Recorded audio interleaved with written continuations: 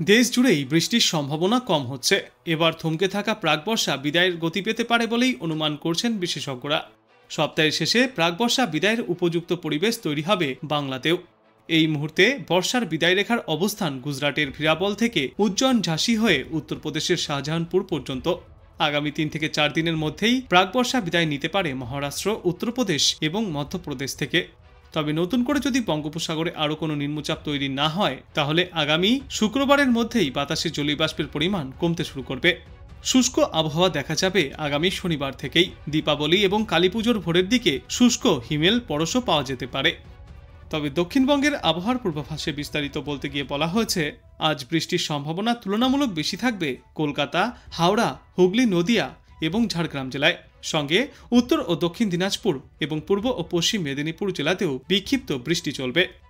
এরপর আগামীকাল বজ্রবিদ্যুৎ সহ বিক্ষিপ্ত বৃষ্টি চলবে কলকাতা সহ আরও বেশ কয়েকটি জেলায়।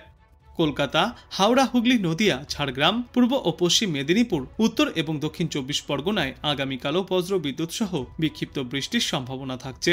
বৃহস্পতিবার থেকে শনিবার পর্যন্ত বৃষ্টির সম্ভাবনা আরও অনেকটাই কমে আসবে এবং রবিবার থেকে বৃষ্টির আর কোনো সম্ভাবনা থাকবে না বললেই চলে।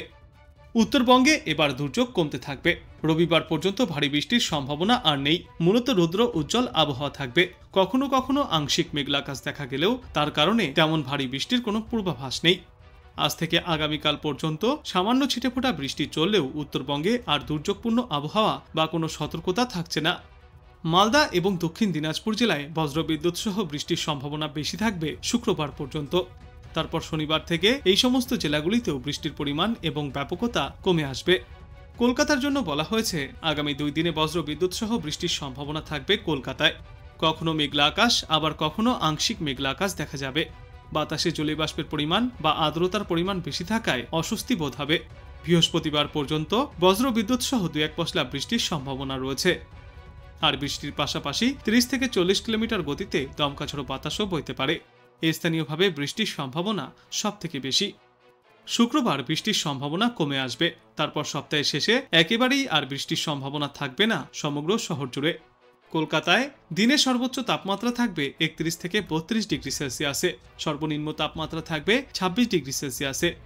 বাতাসে আপেক্ষিক আর্দ্রতার সর্বনিম্ন পরিমাণ থাকবে 82% এবং সর্বাধিক পরিমাণ থাকবে 95%।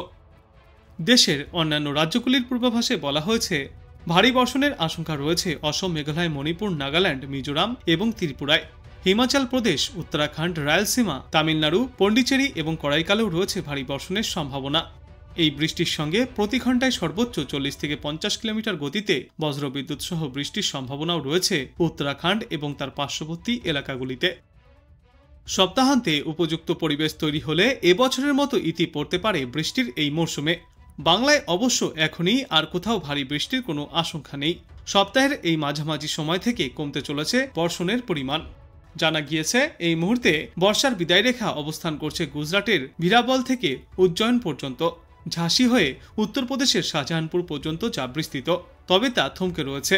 আগামী 3 থেকে 4 দিনের মধ্যেই উপযুক্ত পরিবেশ তৈরি হলে বর্ষা বিদায় নিতে পারে মহারাষ্ট্র, উত্তরপ্রদেশ এবং মধ্যপ্রদেশ থেকে।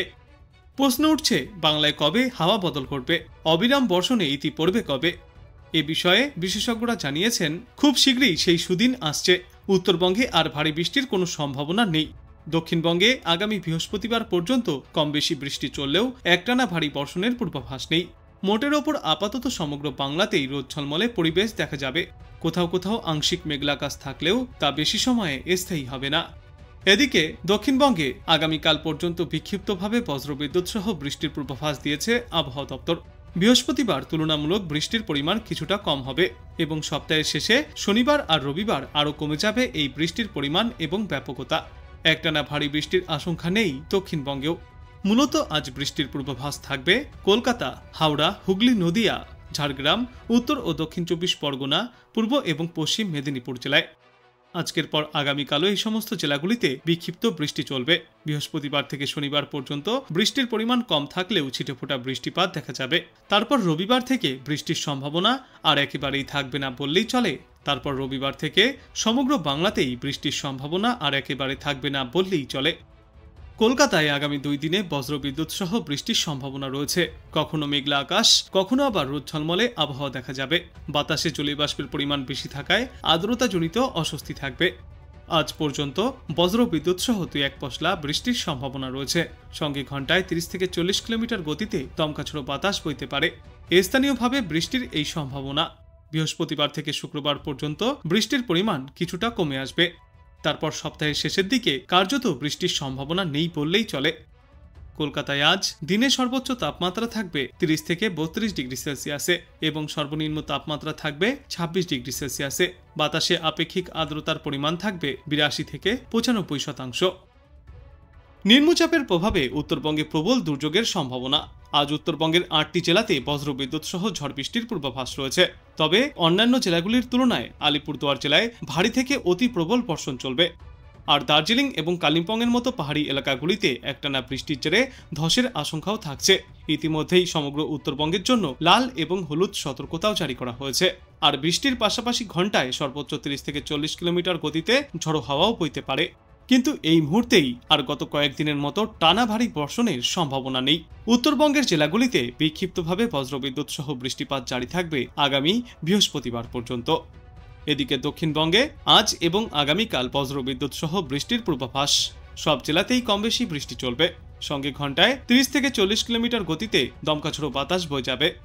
আজকের তুলনায় আগামীকাল রয়েছে বেশি বৃষ্টির সম্ভাবনা। আগামীকাল কলকাতা, হাওড়া, হুগলি, নদিয়া, ঝাড়গ্রাম, পূর্ব এবং পশ্চিম মেদিনীপুর জেলা এবং উত্তর ও দক্ষিণ 24 পরগনা জেলাতে ভারী বর্ষণের সম্ভাবনা রয়েছে। আর তার আগে আজ দক্ষিণবঙ্গের সর্বত্রই বিক্ষিপ্তভাবে বর্ষণ জারি থাকবে। এদিকে আজ দিনে সমগ্র বাংলা জুড়েই গড়ে সর্বোচ্চ তাপমাত্রা থাকবে 32 ডিগ্রি সেলসিয়াসের আশেপাশে এবং সমগ্র বাংলায় গড়ে সর্বনিম্ন তাপমাত্রা থাকবে 25 থেকে 26 ডিগ্রি সেলসিয়াসে। তবে কলকাতা সহ দক্ষিণবঙ্গে সামান্য ভারী বৃষ্টির সম্ভাবনা রয়েছে। অন্যদিকে মৎস্যজীবীদের উদ্দেশ্যেও রয়েছে সতর্কতা। বঙ্গোপসাগরের নিম্নচাপ শক্তি ক্ষয় করে বিহারে সাধারণ ঘূর্ণাবর্ত হিসাবে অবস্থান করছে, যার শক্তি ক্রমশই কমছে। এই ঘূর্ণাবর্ত থেকে উড়িষ্যা পর্যন্ত একটি অক্ষরেখাও রয়েছে, যেটি ঝাড়খণ্ডের ওপর দিয়ে বিস্তৃত। এর প্রভাবে আজ এবং আগামীকাল বিক্ষিপ্তভাবে বজ্রবিদ্যুৎ সহ বৃষ্টিপাত জারি থাকবে দক্ষিণবঙ্গে। সঙ্গে ঘন্টায় 30 থেকে 40 কিলোমিটার গতিতে ঝড়ো বাতাস বইবে। আজ বৃষ্টির সম্ভাবনা বেশি থাকবে উত্তর ও দক্ষিণ 24 পরগনা এবং পূর্ব ও পশ্চিম মেদিনীপুর জেলায়।